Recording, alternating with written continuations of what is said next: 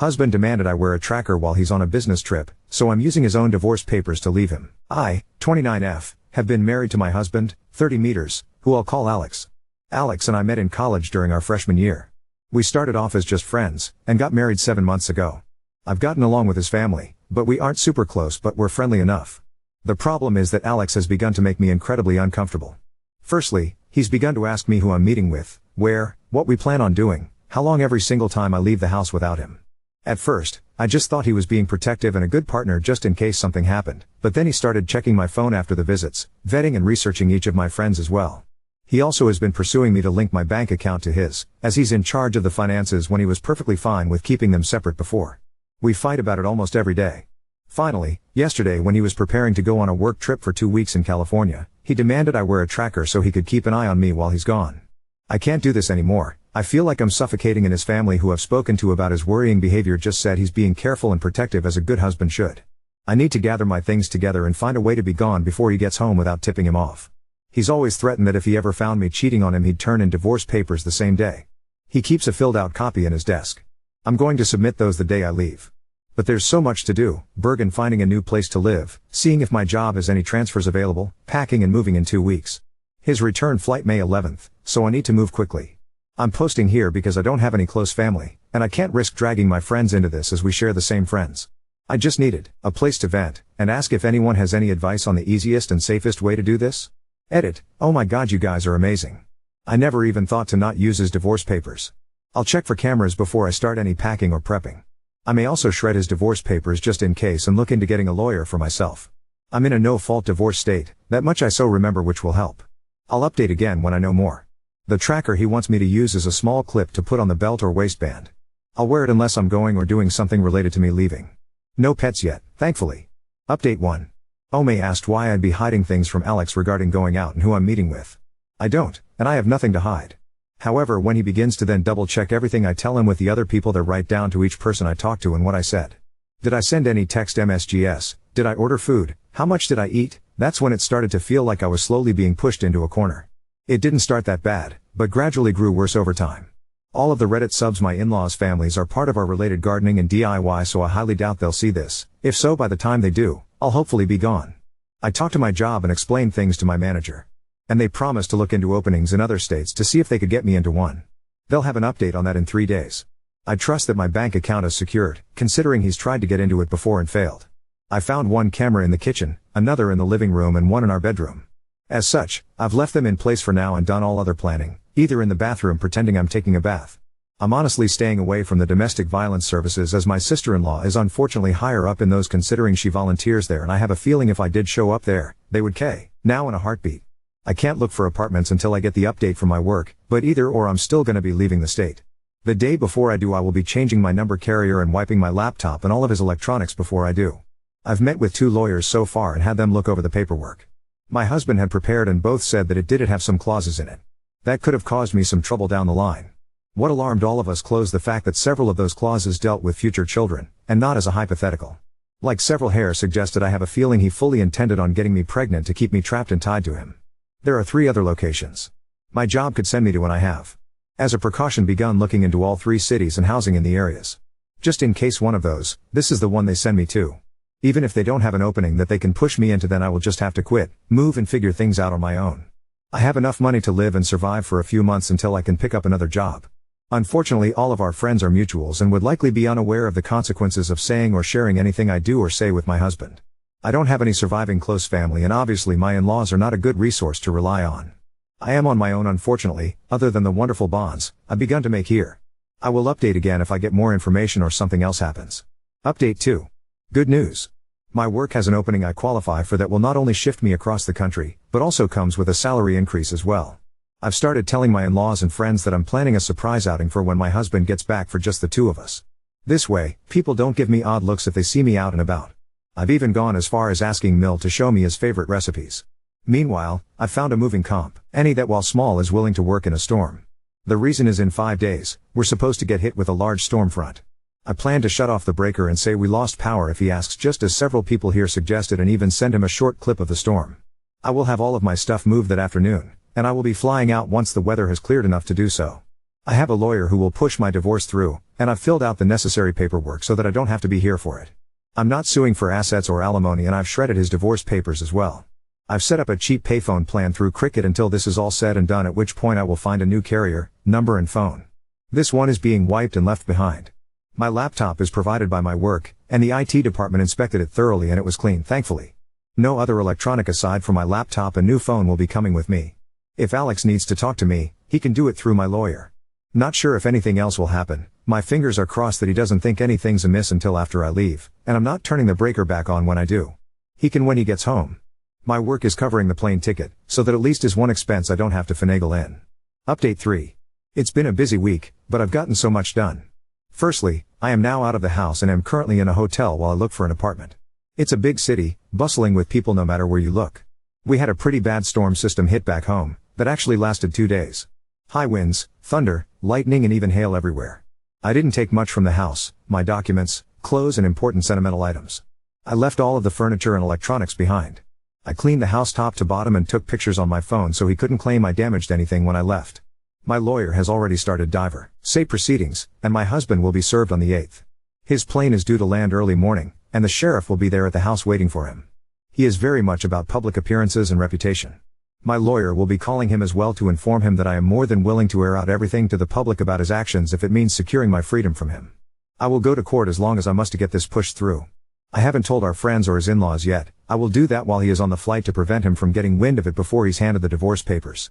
I will be calling around and explaining why we're getting divorced, to try and prevent him from twisting this into somehow being my fault. I don't want him trying to claim I had an affair or something, so I want to get the truth out before he can twist this. I'm doing okay. I'm tired, but yet I feel almost jittery and off-kilter. I keep looking over my shoulder and monitoring what I say even when I don't really need to anymore. Hopefully that will fade soon. My work is covering the cost of the hotel, and I'm working on getting my other things in order. I also need to find a new GP as I want to get a full test just to make sure everything is okay.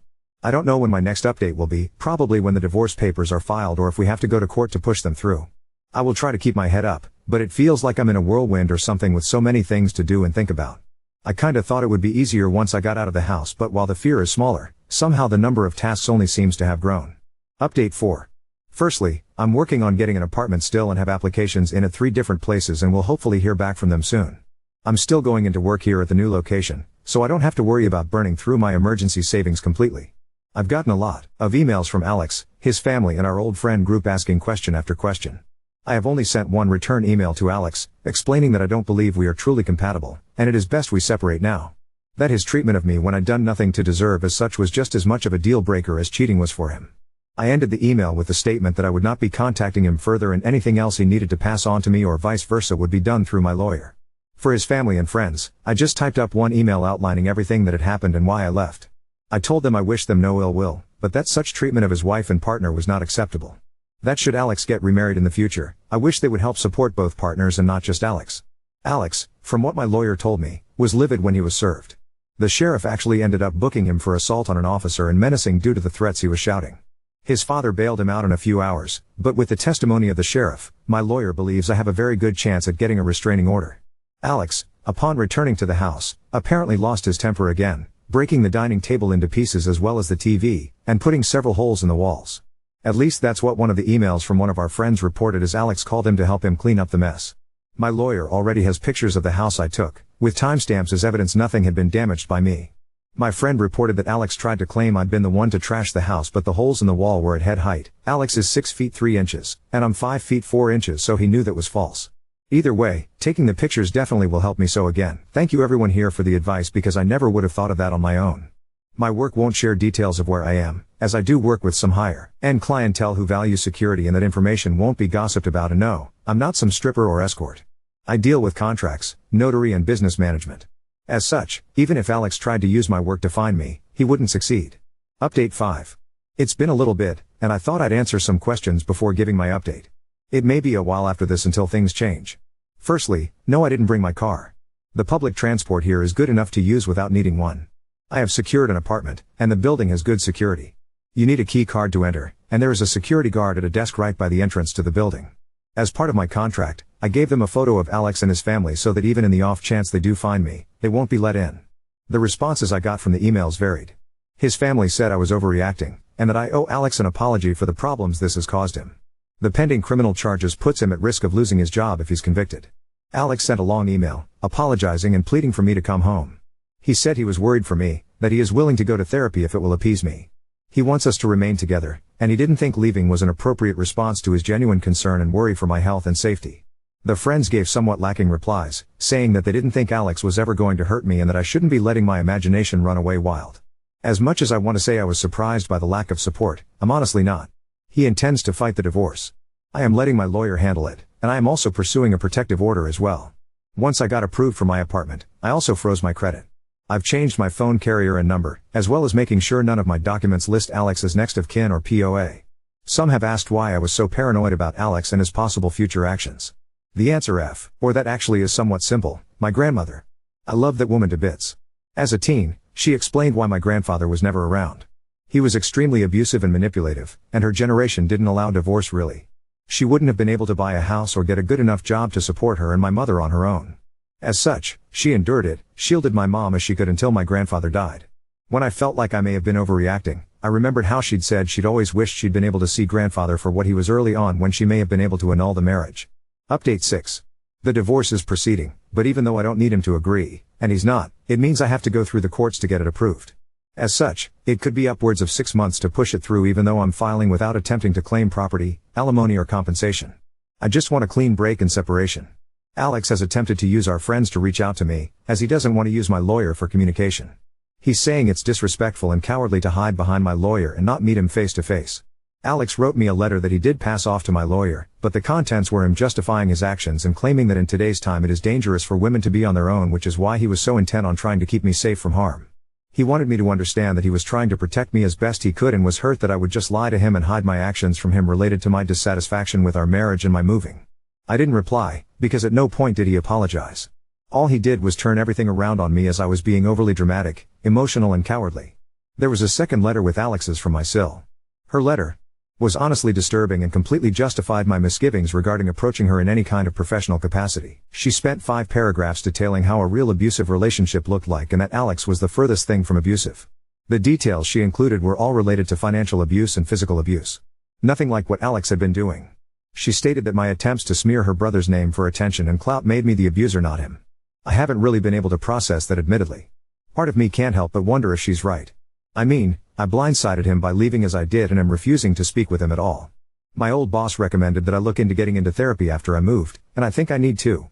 I have had a hard time adjusting to being on my own. I keep censoring myself and haven't even gone out to eat yet. I always end up worrying about what if someone sees me, what if I get in trouble for spending my money on something frivolous. My lawyer is continuing to fight for the divorce, and I shouldn't need to be physically present in court. Any meetings needed between me and the judge can be done via Zoom. I'm trying to avoid confrontation with Alex and his family for now as much as I can and passed both letters to my lawyer in case he needs them. Our friends are mostly trying to avoid taking sides still, and I'm honestly approaching the point of just letting them go as well. I'm tired of fighting for them to understand at this point.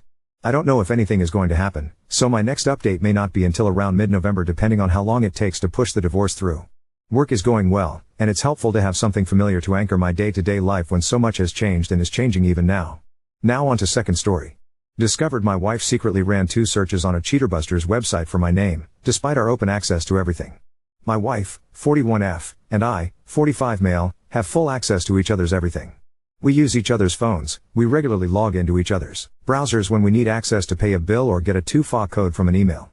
I do all the money stuff, so today I logged into her Google account to get a username and password for one of our credit card accounts I didn't have saved in my browser. When I scrolled to the C's in her Chrome's password manager, I saw a save done in PW for a website called Cheaterbusters. I looked at the login info, then logged in using incognito. I found 2 searches for me. I can't tell when they were ran and can't tell how the searches were paid for. We've never had any issues with infidelity. She's never shown any sign of doubt about my faithfulness, nor I towards her. I want to bring this up, and I will, but I'm trying to figure out how upset I am about this.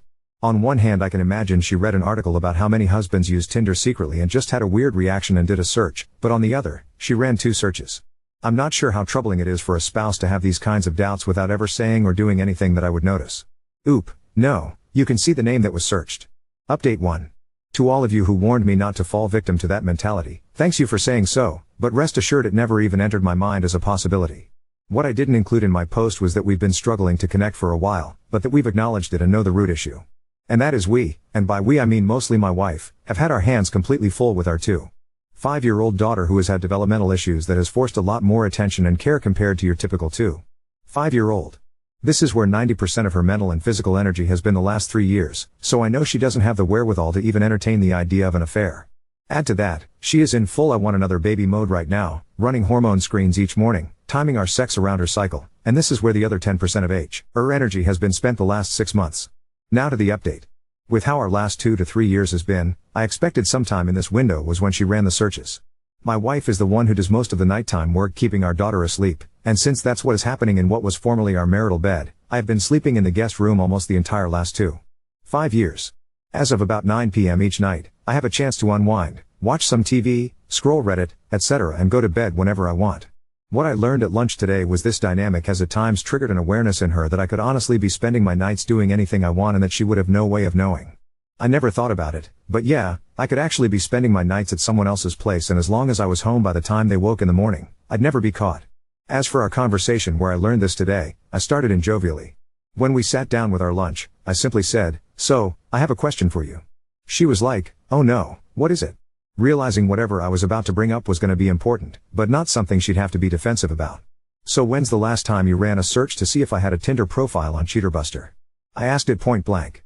She then attempted to say she had no idea what I was talking about, but I plainly called BS and asked her genuinely for us to move past that flight response and be honest. She was embarrassed, more than anything.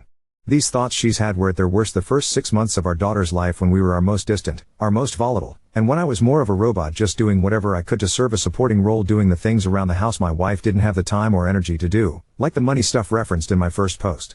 The last few months we've found each other as much as we can, taking steps to intentionally spend together just the two of us, like our scheduled lunches twice a week, and we went on to have a really great conversation about all of this today. I had no idea those thoughts even went through her head.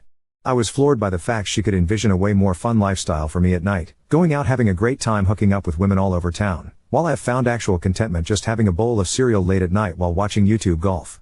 LOL. In the end, it made sense how the first year of our daughter's life could have put my wife in a weird enough headspace that she could envision me going out and finding a better life. She honestly said, "I wouldn't blame you if you wanted to." So while she was embarrassed she ran those searches a couple years ago, I let her off the hook letting her know I could see how her mind could have gone there. The rest of lunch was great and our day ended with me finding a note on the kitchen counter when I got home from soccer practice, after she and our daughter had already gone to bed. "Leftovers are in the fridge, if you dare eat what I tried."